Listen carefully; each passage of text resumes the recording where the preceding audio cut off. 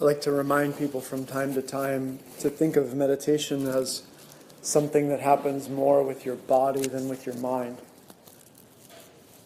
And if you comprehend what this means, you understand that meditation is not a mental exercise. It's not a physical exercise either, as much as it is a way of accessing intelligently the wisdom of both body and mind together.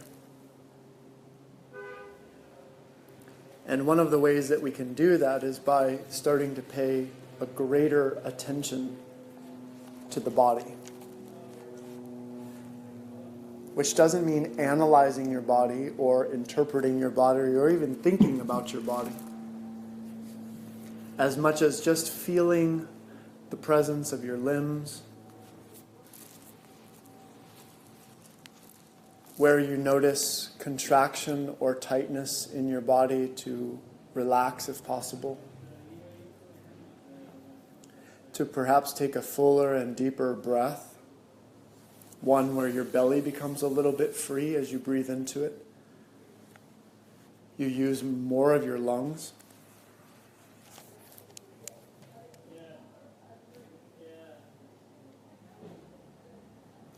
And so by orienting to your body primarily, you are automatically orienting to the present moment, because this is your present experience of your body.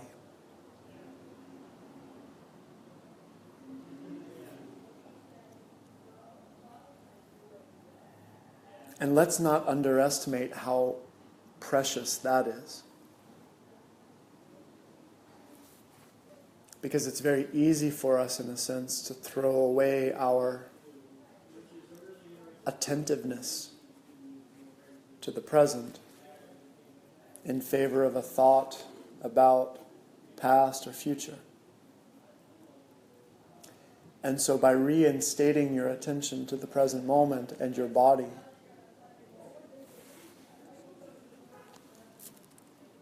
you're beginning to act as though what's happening right here and right now is the most important thing.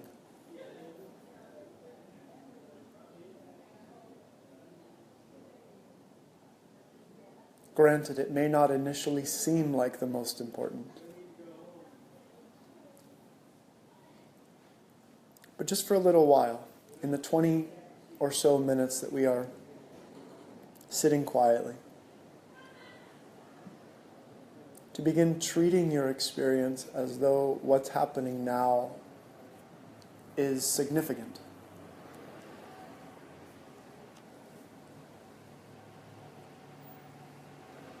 And being a witness to that significance.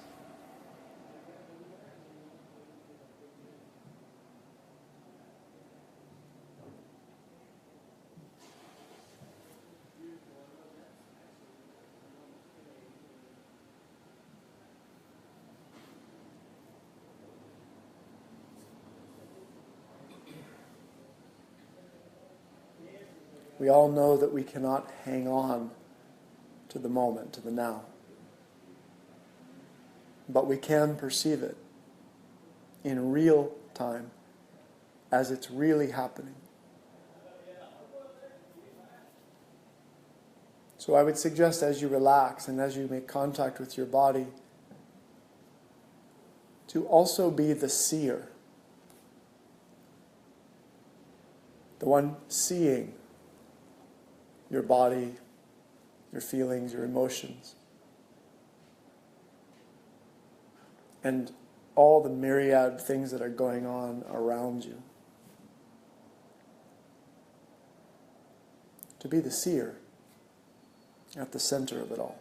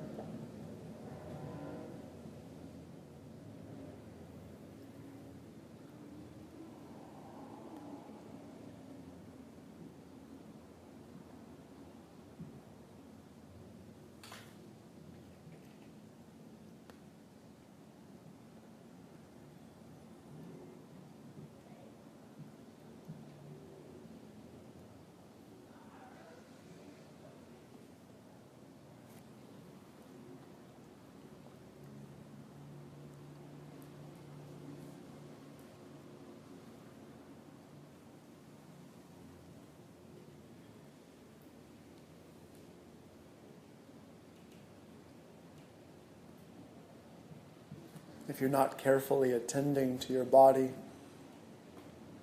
and to the present right in front of you, you will find your way into habitual thought streams or ways of perceiving or storylines. And I would just say that as you find yourself in one of these eddies, that you reassert your contact with the moment at hand. And your body is very useful for that.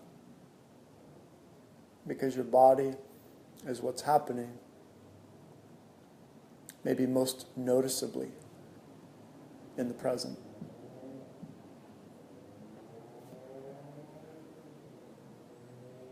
And who you are now is a lot more significant and real than the you have as a story in your mind. That's worth paying attention to.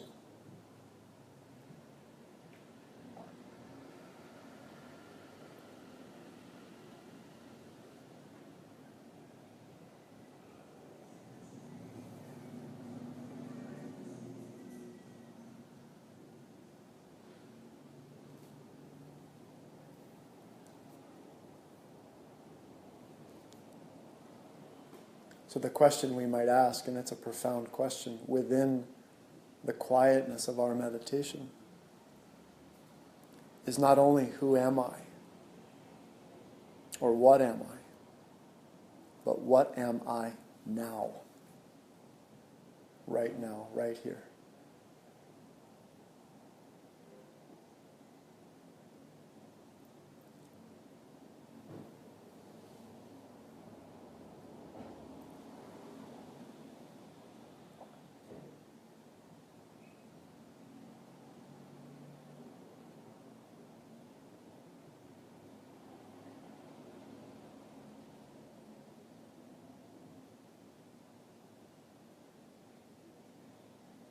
It's possible that you'll try to answer that question mentally. Stop. It won't work.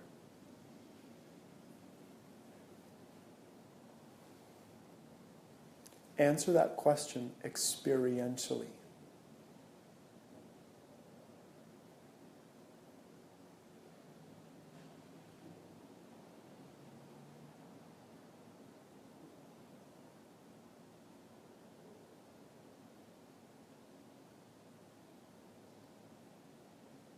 Now, this is not something we are normally trained to do, but it's what our meditation is for. To answer this question, what am I experientially?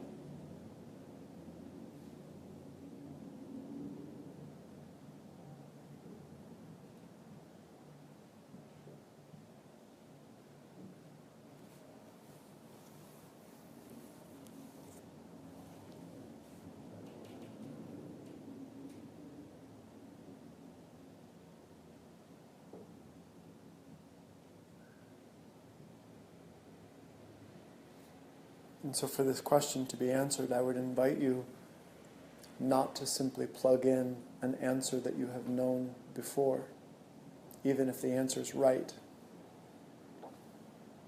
but to look again and see.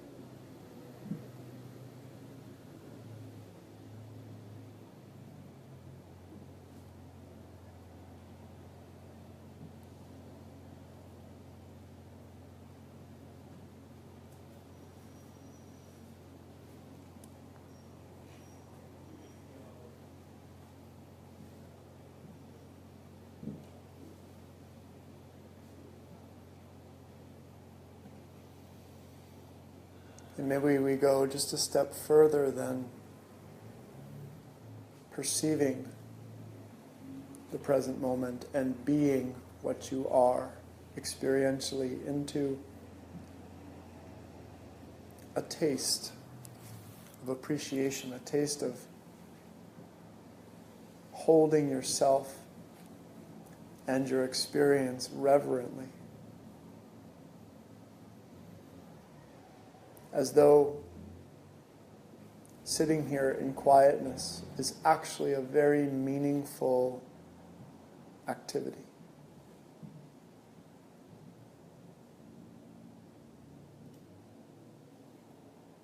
And that it's important. And that what you are is important. And that what you're a part of is important.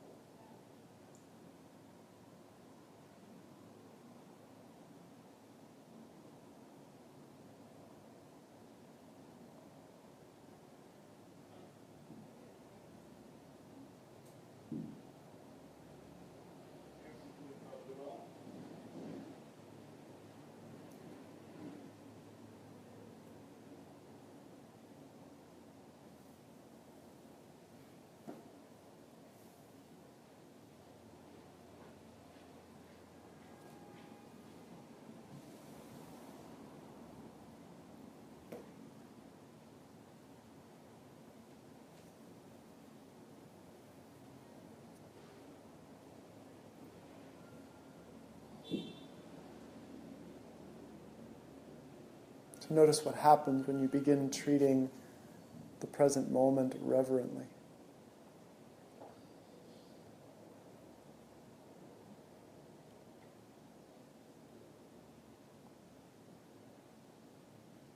When you engage it with a sense of wakefulness and attention.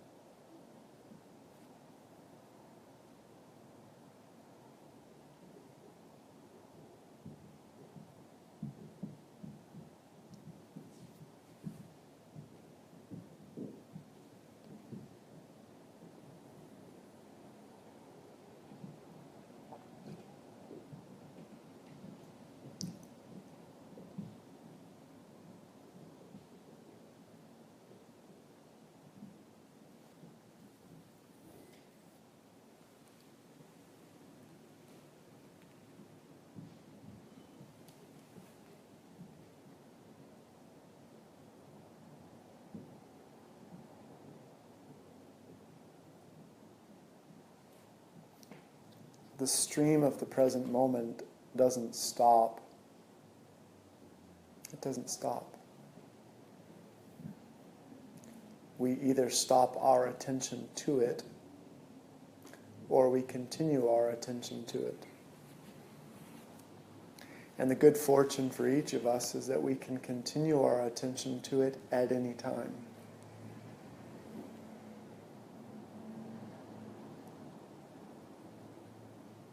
And bring ourselves to real time, which is always now, always here.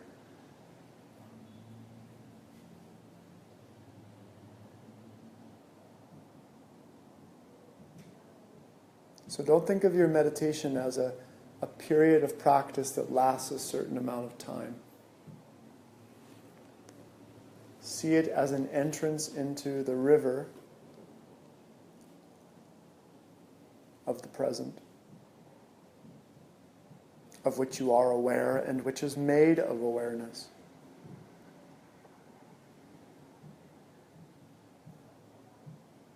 And just to continue along, being awake.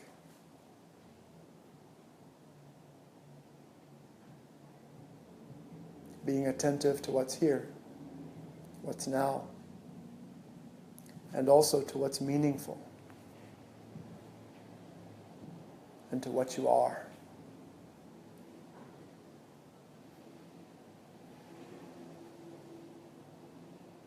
Knowing that there is no place to be what you are aside from right now.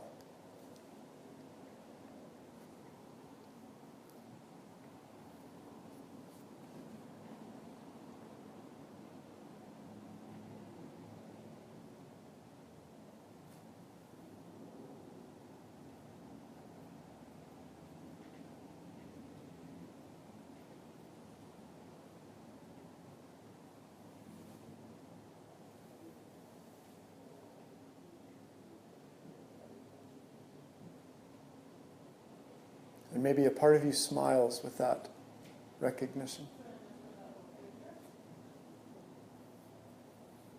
Maybe a part of you delights in the freedom of it, the beauty of it, the simplicity of it.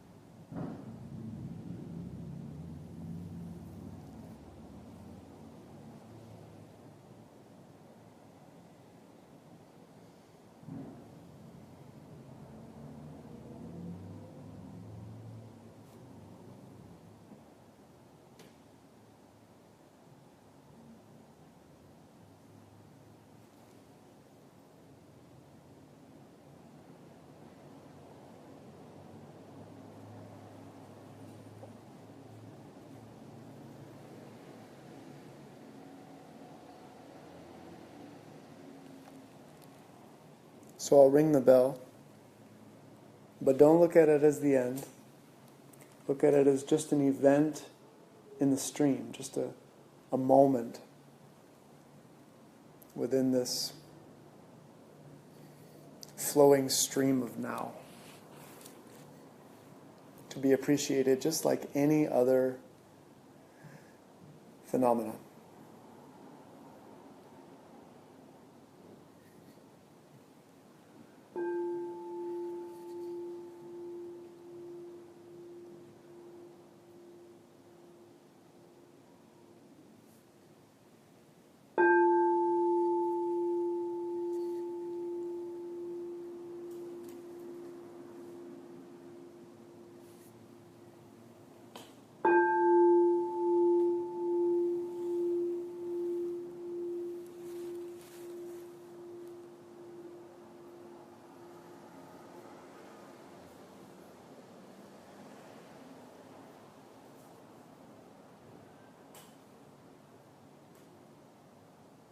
So the way our time together works is that we spend our first while sitting mostly quietly in what we call meditation, because we don't have a better word for it, really. I mean, we could call it prayer, but then probably nobody would show up.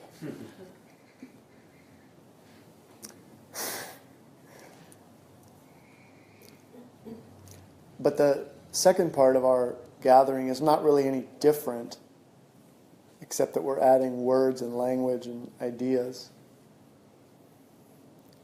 And hopefully you devote just about 10% of yourself to that, while the other 90% of you is still devoted to the stream of presence that's taking place. Which will probably make, if 90% of you is devoted to that, then you'll probably see the 10% of words and everything else as just blah, blah, blah, blah, blah, blah. You'll hear me talking, and that's all you'll hear, blah, blah, blah, blah, blah. Which would be a good thing, actually. Because you'll be with what matters. Sometimes it's a ridiculous thing, but it's almost as if we're all in a raft together, and I'm jumping to the shore to say, hey, look, you're in the raft. It's just a bizarre activity, but one I maybe morbidly enjoy.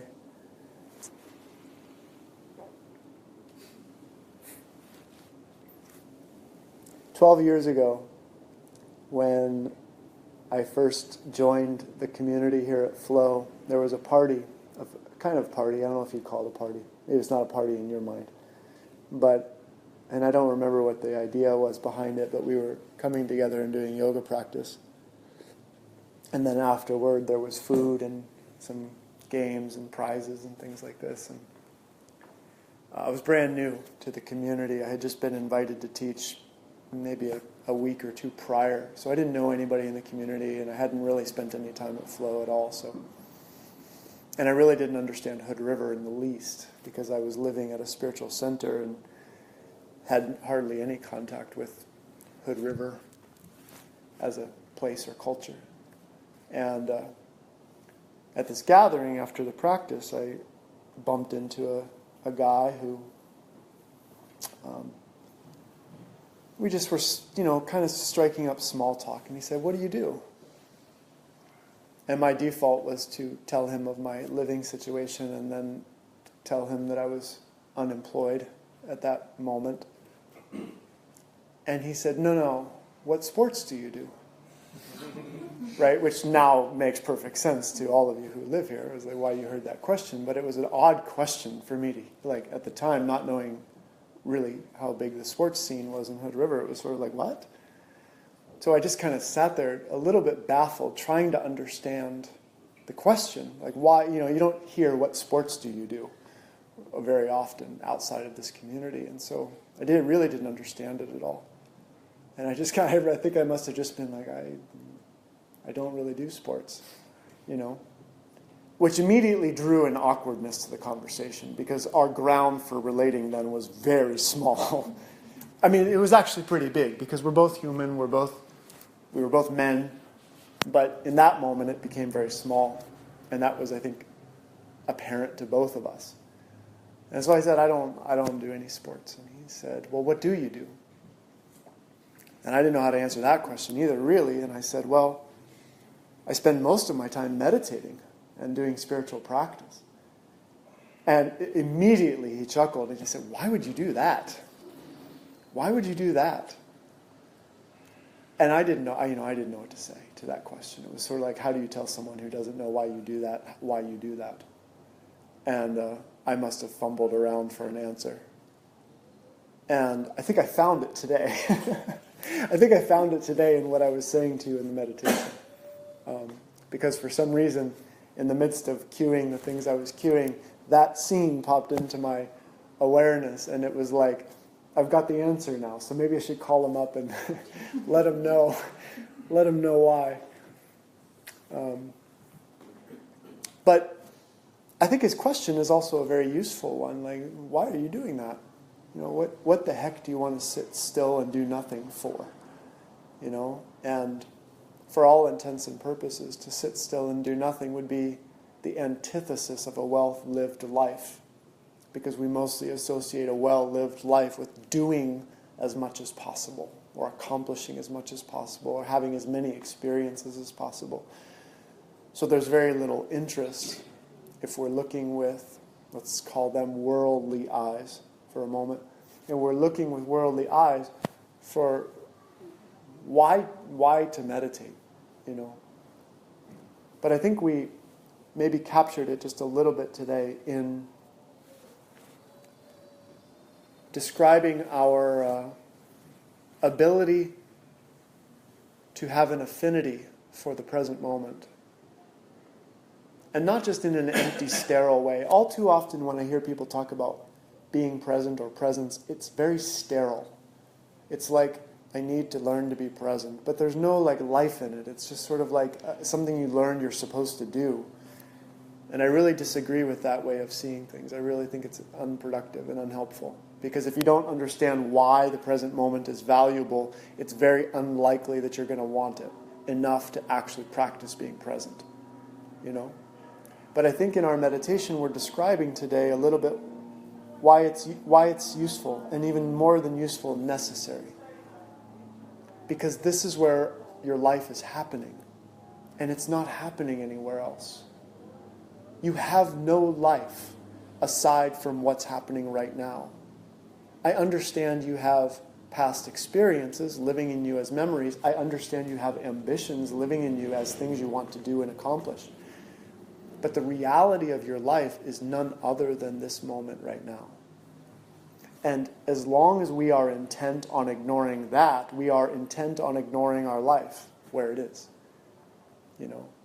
And I personally find that unacceptable. Not because it's not acceptable. That's not an acceptable way for us to live. It's just not. It's not a pleasant way to live. And so, our willingness, not ability, because our ability is certain, it's sure, but our willingness to unite with our life where it is, and to begin to see that what's at hand, what is here right in front of us, is truly important and meaningful, and to give our whole life to what's at hand, I think is crucial. And I think it's reflected in, you know, the Sermon on the Mount by Jesus, where he says, look at the lilies of the field. See how they toil not nor spin, right?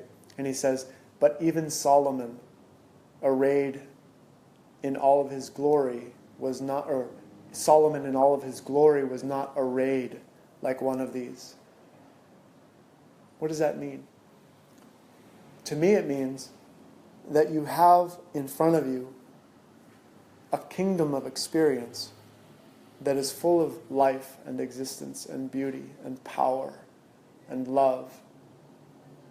But if you're not participant in it, if you're not willing to show up and meet it, you don't experience any of those things, right? I think it's a great tragedy when we start looking at spirituality in terms of a past and future lens, especially if we say, heaven is somewhere lying in the future, or even worse, the stupid idea that heaven is after you die, or nirvana is to come.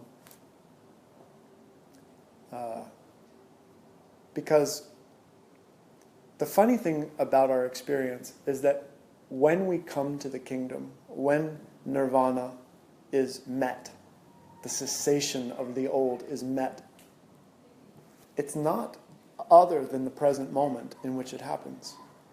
And that's the funny thing. We laugh. I've seen it so many times, experienced it so many times. We laugh because we realize it was here all along. I just didn't see it. I just wasn't attentive to it. I wasn't there. I wasn't ready. I wasn't willing. And the laughter is not like I just found the greatest thing imaginable. It's the greatest thing imaginable was right here, and I was unaware of it. Today we speak about it as the present moment, but sometimes we speak about it in other ways. The value of seeing it as the present moment is in recognizing that it is the here-ness and now-ness of our experience that matters. That's not to say that we need to neglect the past or neglect the future. It's not to say that you live your life by this philosophy, eat, drink, and be merry, and only worry about now and forget everything else. Because that probably won't work out very well for you. But it does mean that where your life is happening is now.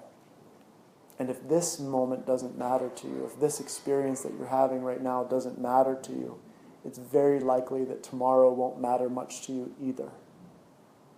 I meet a lot of people, because it's a big part of this town, this culture, where elaborate plans are made for wonderful activities. And what I hear from people so often is that right in the middle of that activity that they have planned that is so much fun, they're busy planning the next activity. It's like you're planning activities to give you the space to go plan other activities. Where's the enjoyment? When does that happen? But for a person who can truly or willingly enter into the stream of presence that is their life, all the beauty is to be found. Which ironically does something inside of you, because all the plans you're making to experience the beauty that you experience in being present suddenly isn't out there, it's here. Which tends to change the way we view things. It tends to change the way we orient our life. Because our attempt at a fulfilling life then isn't out there. It's here. It's right here amidst us. And that tends to change the way we view things. It tends to change the way we act or behave. And luckily, thank God, there's no prescription for that. It's not like you and I are going to have the exact same experience and act in the exact same way, because that would be a boring life. But we get to discover what our life is and what it's for out of that recognition.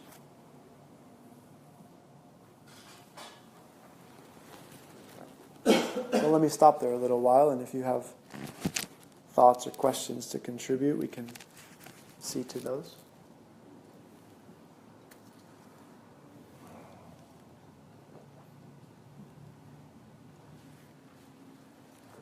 I have a question about the experiences that we don't consider positive or profound.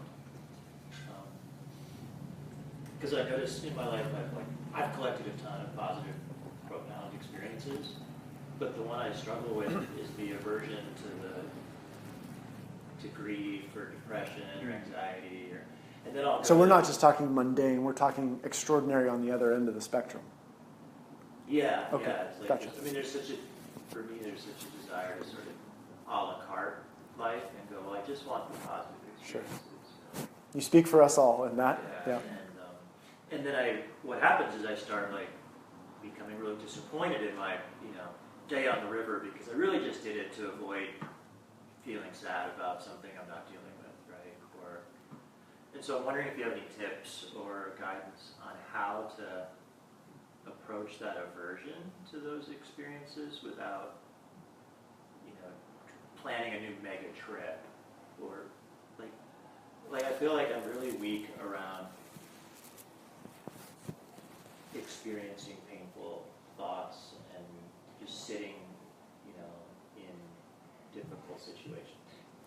Well, half of the suggestions that I would have you've covered already in your interest and willingness, because those are the two most important factors, which is a way of saying, there's something I know I'm avoiding here.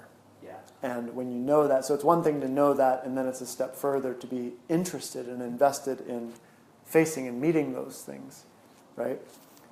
So I think already half the battle is over in that, in what you already have available to you. I think what is needed, not necessarily for you, but in general, because to speak specifically to you, it'd have to be a more intimate conversation, I think. But generally speaking, it is that willingness amplified to the point of recognizing that by facing that discomfort, pain, or horror in the present moment, that there is something valuable that comes from that. And when we understand that there's something valuable that comes from that, we're usually a lot more willing. And this has been proven in a more external way. When you look at, so there's been actually scientific experiments done on this, or scientific research, psychological research, on a task that is assigned to a person who is uninterested in that task, and the same task by a person taking that up willingly. Take, for example, a weightlifter, right? If you're forced to haul 50-pound bags of sand for 3 hours in a specific motion, let's say, you'll complain and whine and moan and you don't want to do it. But if you believe that there's a benefit to lifting 50-pound bags of sand, such as getting yourself a couple of nice guns, you're a lot more willing to do it, right? What's the difference? The activity itself is the same.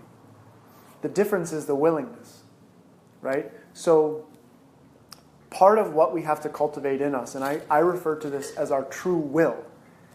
Our true will has to be to face the things we don't want to face, or to at least allow the things we don't want to allow to have a place to exist. Because in doing so, we are learning that very dictum, not my will, but thy will. In other words, here I am in the stream of the present moment, right? I'd like for it to be smooth water, but it's rough, right? The water's rough right now. And if I decide I'm going to jump out of the raft because I don't like the water that's present, I never have the experience of going down the river, right? So our willingness to, you could almost say it's a willingness to suffer, which I think is a very advanced principle within spiritual work, is the willingness to suffer. Because we spend a lot of, in the Hinayana, in the first part of the path, we spend a lot of it just trying to figure out how to fucking free ourselves from suffering. How the hell that can even happen. But I think in the second part of the journey, there's something of a willingness to suffer. And I think that our willingness to suffer shows our willingness to acknowledge that there's something more intelligent than we are. That knows, if you will. Let's try not to personify God here. There's something of our experience that knows that even that painful, dreadful experience is necessary to us in some way. So it gravitates it draws it toward us. And our problem is not so much that the suffering is unbearable or the difficulty is so unwanted. It's that our resistance to it keeps it as something negative. And so when we allow our resistance to it to fall away, this painful thing comes closer. But as it comes closer, you begin to realize how it is a necessary step in evolving your consciousness beyond what's happening. So, this is the thing I fail all the time to communicate to students, and I wish I didn't fail, because I see it, and especially among certain types of individuals, is they don't realize that by sticking with something difficult, they're about to realize something profound. And so they get to that difficult part, and it's like, I'm going to get out of the raft now. No, repeat that in yourself. Don't get out of the raft. Don't get out of the raft. That's the time where the raft is your journey down the river is your greatest ally. And it's because just on the other side of facing that pain or difficult experience, there is something profound contained within it. And, to get to the specifics of that, we would have to have a very specific conversation. But one example would be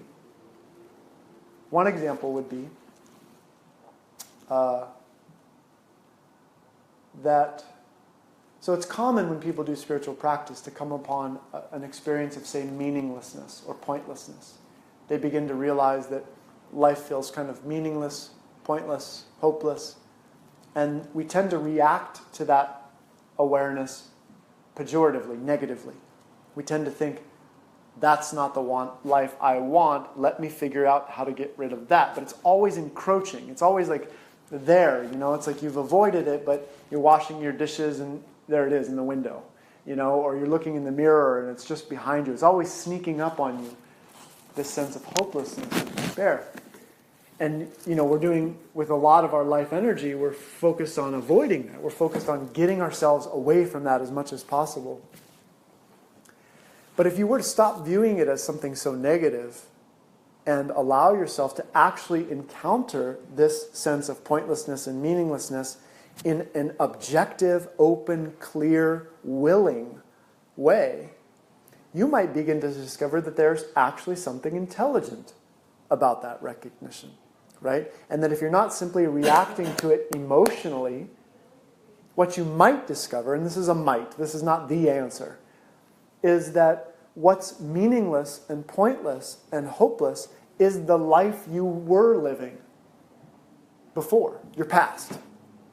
And that what's really meaningful and the point of your experience and what's really matters is what's right now. This would be just one possible realization. You see, but if you don't ever face that pointlessness and hopelessness and meaninglessness, you never get that taste. Because your life energy is being spent avoiding it rather than noticing, right? Now, it would be nice if there was a formula that said, well, let's just get rid of that and come to appreciating the moment.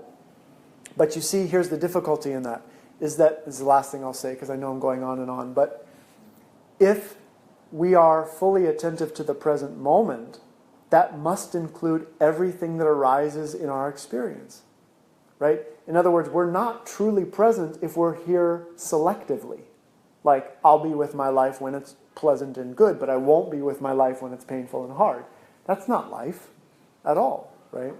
So I think the key ingredients are willingness and, what was the other thing I said? Willingness and awareness and interest. But then further than that is, and we often have to take this on faith until we have the experience for ourselves, is that there's actually something profoundly positive on the other side of facing that thing. Yeah? That's the piece of vision. That's why sometimes I get the question a lot, like, why or is a teacher necessary? That's why I think a teacher is necessary. Because a teacher has done the same thing. They've met that same darkness and they've seen what's beyond it. And so that, the teacher can say, look, you're good. Just keep going in this direction, because they know that what lies ahead, it's not unlike being with someone who's traveled a territory and you come to a place on the map where you're like, I don't think I'm going in the right direction. And the person says, yeah, you are. Just keep going. You're good. Just keep going. Because that person knows what's on the other side of where you're at, right? And that's what we need in a good friend, is we need someone who's... Because if you take to your friend and you say, hey, there's this depression lurking on me, your friend is probably going to say, let's go ride bikes. Or let's go have a beer. Which, if that's an invitation to connect and actually explore the depression that's sneaking up on you, great. But if it's a friend who's trying to distract you from it, it's not such a good friend anymore. Because a good friend is going to steer you right into the mess, knowing that you're going to find your way to the other side of it.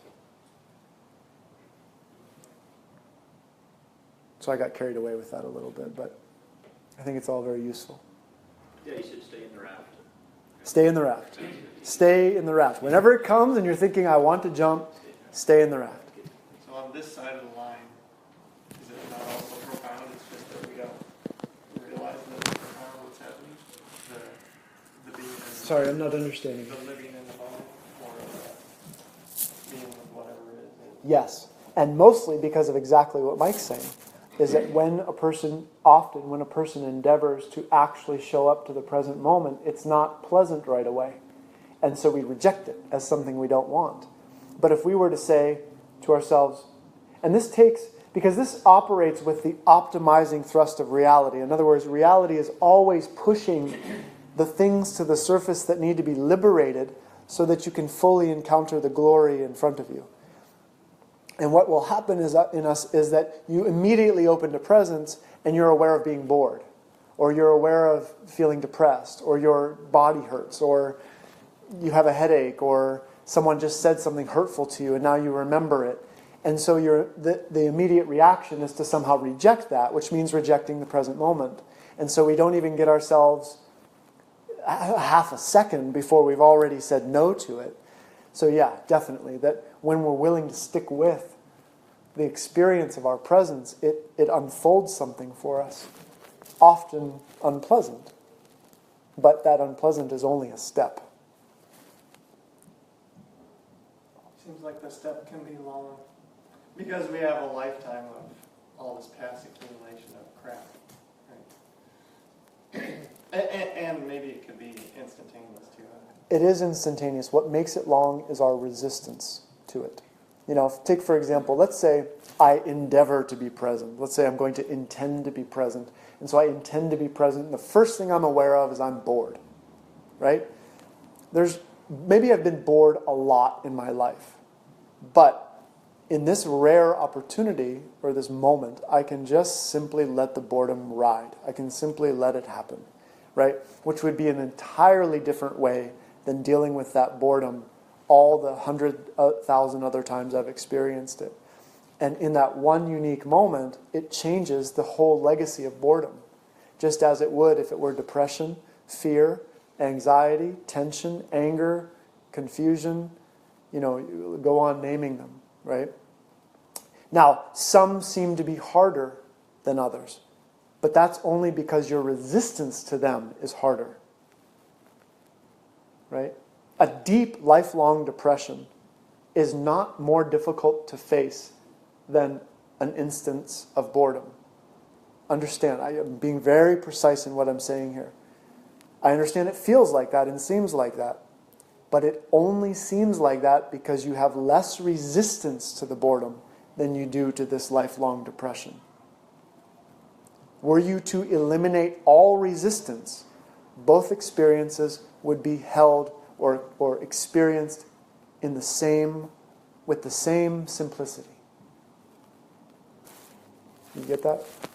Those of you who are practicing A Course in Miracles, that's a really good explanation of there's no order of difficulty in miracles. Right?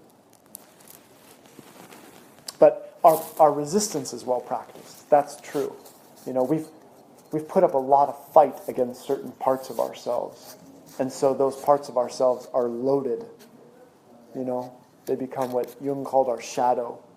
They're the part of us that we've ignored and deprived. And what happens when you ignore and deprive something? It becomes, what's the guy in the Goonies living in the basement? Chunk? No, Chunk is his friend that eats the candy bars. Isn't it? Isn't Chunk the kid? I don't know. You know who I'm talking about, though? The guy that gets locked in the basement and ignored. No, that's Pulp Fiction. Whatever his name is, I don't remember his name. But you know who I'm talking about, right? Gets locked in the basement, and what becomes of him? He becomes this scary, he's actually not scary at all, he's very tender-hearted, but he's this scary, intimidating thing that's been deprived, and that's what becomes of the stuff you want to push away.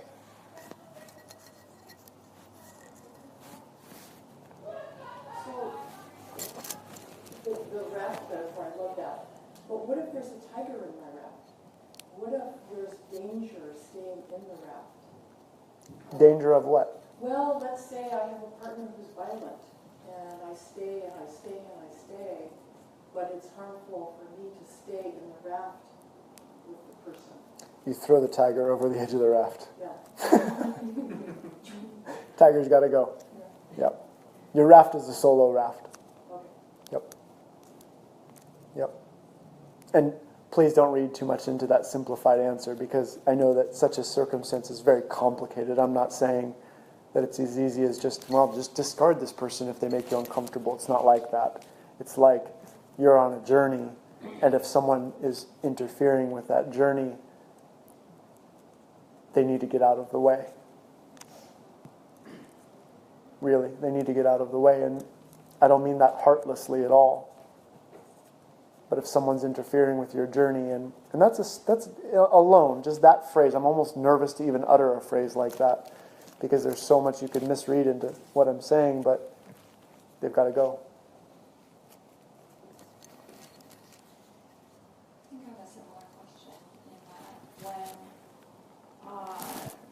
there is a difficult space, so you're in the raft and the waters are super bumpy, and every option could be perceived as running away from something, then how do you decide?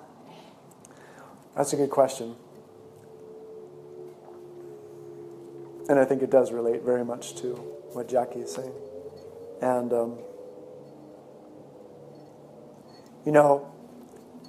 one of the things that we develop through our practice is our ability to be extraordinarily discriminating and attentive. And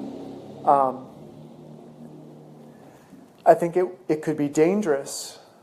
So let's take two sides of this coin, because I think both sides will be valid. It could be dangerous if you're faced, let's say you're in an abusive situation of some kind. There's a lot of times where people believe that they're being abused, and they're not really being abused. They just have a problem with being a victim. That happens. So if I were sitting here and knowingly someone was playing the part of a victim and saying, I'm being abused, and I said, well, get him out of your raft, I would be giving that person terrible advice, because their real task is to overcome their sense of victimization, not to eliminate people that seem to be in their way. This is what gets really tricky about a group setting, is that it's very difficult to address specific questions accurately unless we know more background. Now, on the other side of this would be, the other side of the coin, would be someone who has learned, don't run, don't leave, don't walk away from things that are difficult. And so you keep plugging yourself into the same horrible formula, thinking, I'm doing what I'm supposed to do, I'm hanging in there, I'm staying with a difficult situation. What is really difficult in us is to develop the discrimination to really clearly see and understand which of those techniques we happen to be using and how they're not serving us. For that reason, I really emphasize that people learn the Enneagram, because when people learn the Enneagram, what they do is they come to an understanding of their specific techniques and strategies for suffering. And when you understand your specific techniques and strategies for suffering, you begin to understand that there's a habit to it, that you're doing it from a habitual place, and you start to understand why. So whether you were staying in an abusive situation when you should be leaving, or you're trying to leave an abusive situation, or let's not say abusive, you're trying to leave a difficult situation when you should actually hang in there, that is something we learn. That's wisdom, really, is what it is. It's wisdom teaches us. What is that phrase on the AA? God grant me the serenity prayer. God grant me the wisdom to know the difference. Yeah, but what's the whole thing? Courage. Strength to It's God grant me the serenity to accept the things I cannot change, the courage to change the things I can, and the wisdom to know the difference. Good. So the wisdom to know the difference is the discrimination that we're talking about right now. To know the difference between what you can change and what you can't. And when your wisdom is intact, your discrimination is intact, you understand that, right?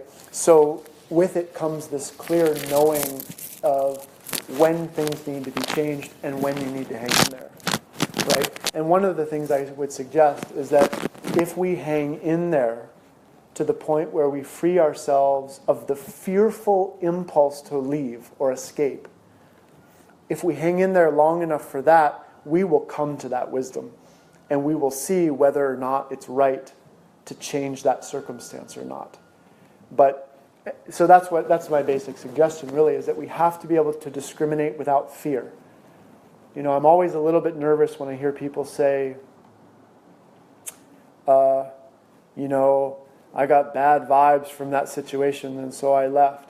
Because maybe the bad vibe you got was your own fear. You know, because sometimes the best possible thing for you feels scary. You know, and I think your question borders on that, right? It's on that, like, how do you discern? And I think there's multiple pieces to that, which is, you know, the discrimination, the development of it, and trusting ourselves, trusting that we have the knowledge and the intuition to know that difference. And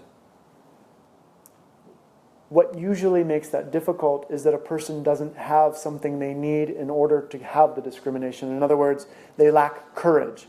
And if they had courage, they would feel like they could discriminate. You know? So sometimes it's a matter of our hanging in there in the circumstance to develop what we need to develop to make that decision, to get to that clarity and that wisdom piece. But I would definitely suggest that if we are facing a situation over and over and over and over, one of two things are happening. One, we're not clearly understanding what's going on. Or two, we need to change it, right? It needs to change. And I think I default to the first. I default to, let me see what I don't understand first. And for that, it's very useful to have like a good friend or someone that you can bounce that off of. Because a good friend is going to say to you, I think you're a little bit off on this. You know, there may be more to this than what you see. And I think through those pieces, we develop the necessary discrimination to know the difference. I don't know that that's an answer to your question, but it gets at some of the elements necessary. You know, the one thing I definitely suggest is don't act out of fear, because that will never serve you or anybody else at all. But if you act, don't assume that your actions are fearful. You know, if there was a rabid, angry dog in here, walking out of the room would not be fearful, it would be intelligent. You know? I mean, unless you have that rare, sagacious quality to sit here and soothe the dog with your presence. Then I'm saying, by all means, just hang in here. The rest of us will leave. I notice with myself in particular situations where I notice my inherent fear from conditioning or from when somebody comes into the space, I scan for safety because I'm not sure. So that's in my DNA. Yep. You know, especially as a woman, I scan for, am I safe here because of what's coming this way? Mm-hmm. So I watch myself do that, Mm-hmm. and it's not like I can make then a clear decision because I see myself do the subconscious thing of, Yep. I'm missing the word. Yep. It's just something that happens. Yep. Like an instinct? Yes. Yeah. Thank you. I lose my words sometimes. So I can now notice that I'm doing that instinctual thing at the moment and then make a choice from there. Yes. Instead of just following the instinct and saying, Exactly. I am not safe here, I gotta get out of here. Exactly. Yeah. And I think that's an important point because, you know, just as much as we have biological conditioning, which is there to keep you safe, to avoid dangerous situations, we have psychological conditioning, and they're not the same thing. A dangerous situation to your body is not the same situation as a danger to your sense of self. Right? If someone doesn't like you, that doesn't amount to physical danger to flee. Right? I know that's not what you're saying, but that's something we also have to be able to discriminate, is the difference between, because all too often people confuse their instinct with their intuition, and they're not the same. Because instinct is biologically created and plays out in our psyche, whereas intuition is not biologically oriented at all. Or if it is, it's only loosely so. And so that's an important piece, to be able to discriminate between what my instinctual responses are to life and what is actual. And, just in the way you're describing, so you can look and see, oh, I'm instinctually reacting to this environment as danger, but I'm not in danger. It's okay. It's okay. I can actually hang in this situation. I think it can be really helpful too to get to the point where, like when you're in that situation, it's not always easy in the situation, but like to ask what can I do differently here that I haven't done before? Because like in my situation, I have tried very hard to not be like my parents, but I had a really dominating dad, and then a mom who was always trying to kind of keep the peace. And so I grew up and tried to be really independent so I wouldn't be controlled and would be free of, a domineering person like my dad. But then I also have this tendency to try and keep the peace. And so when I get into these difficult situations, I'll watch myself want to move to either one of those two places. Right. And the challenging part for me has to be in those situations to sit there and say, okay, I don't have to automatically go to one of those two places. What else can I do? Yes. And it feels uncomfortable because it's not something I've done before. But when I do it, it's like, oh, that wasn't that hard at all. Exactly. And that's beautiful. That's where our true self is born into manifestation. Because you realize you have this technique. Let's just compare it to mommy and daddy. I know it's more complicated than that. You have this technique, which is your dad, this technique, which is your mom. What's your technique? Because your technique is the authentic response you'll have to what's in front of you, rather than defaulting to this strategy or this strategy as your own. And you have to kind of be willing to shake there because it's new. Like, Yes. I don't know. Unfamiliar ground. And so it Yep. feels shaky Yep. the first time. Yep. But there's something magnificent that stems out of that, which is that's your Christ self. That's where you're giving birth or resurrection to that in you, which is completely outside of past. You're giving birth to something brand new. And it's scary as you do that, but it's necessary. Yeah, this resonates really hard because I'm here with a much simpler plan of just learning how to sit still and not. Because I cannot do it. I cannot do it. And every time I've been still for too long, I freak out and I move again. And it's just one of those things where it's like, if you keep doing it, eventually you're going to sit still for too long and it's going to be this interesting thing. I don't know what it's like 'cause I've never done it. But it resonates in that same way of like, Absolutely. let's try something new. I have never sat without moving for more than a few minutes at a time. It's like, it's that challenge that you're looking for. You're looking for that way to sit in your raft without anything bothering you. Yes. And it's definitely harder than it seems, much harder. But the second that it happens, you're like, that wasn't that bad. Right. Right. So there it is, right? In a really good, simple form, like going into the fire, going into what's uncomfortable, going into what's hard, and refusing to back away from it, And if we do that, if we expose ourselves again and again to that unfamiliar territory, just as you're saying, something beautiful begins to happen out of that. That's exactly what we need with ourselves, just that. I think there's a challenge in the space that I'm aware of, which is letting your partner sit in their fear without adding charge to it. Yeah. Yep.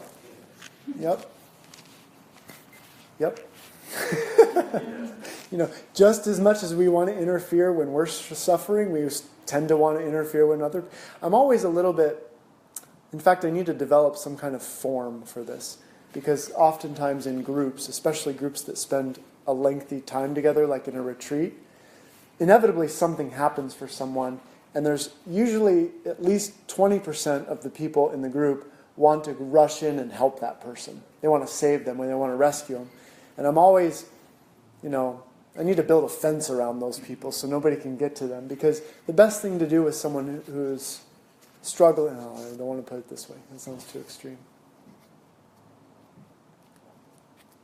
We need to be able to let people encounter their own suffering. That's an important thing. You know, it's not an act of violence to let someone encounter their own suffering. It's an act of kindness. That doesn't mean you make their suffering worse, because that would be violent. But there's value in letting a person struggle, just as there's value in you struggling with what you need to struggle with, right? Now, it's a careful dance to be there for someone who's struggling, because sometimes they do need some assistance and help, and sometimes they don't, you know?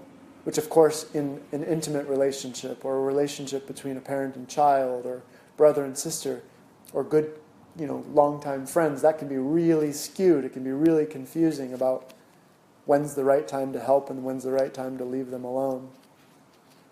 But hopefully we acquire some wisdom along the way, and I think what you're saying is part of that, is like, you know, there's wisdom in letting somebody deal with their struggle, you know. Student teacher. Yeah. Yep. Yep. Yeah, I'm always trying to pull my wife out of her raft when she's struggling, and it never ends well. Yeah. Hey, Yep. I'm like, but my intentions were good. Right. I mean, Leave me alone. if nothing else, our best ally is to listen. Yeah. Because it's amazing what can happen, not only in listening for yourself, but how people tend to resolve their own dilemmas when we're listening. You know, which I'm not good at, so I'm here telling that to myself.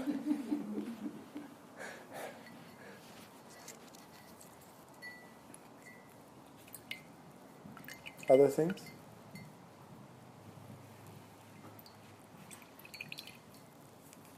Good. Well, you know, it's always really nice to come together and share in these practices and dialogue and such, and, you know, wherever we happen to be on the journey, there's something useful right in front of us, and so I'm glad that we get to come together and share in that, in this form together. So thank you for the things you're sharing, the questions, the comments, your insights. It's really valuable to us all. Namaste. Namaste. I'm preparing to unfold a few new things, and maybe some, hopefully in the next year, several new offerings and such. If you're not on our email list and you want to be, let us know, or write your email address down. I'm happy to keep you informed of what's unfolding.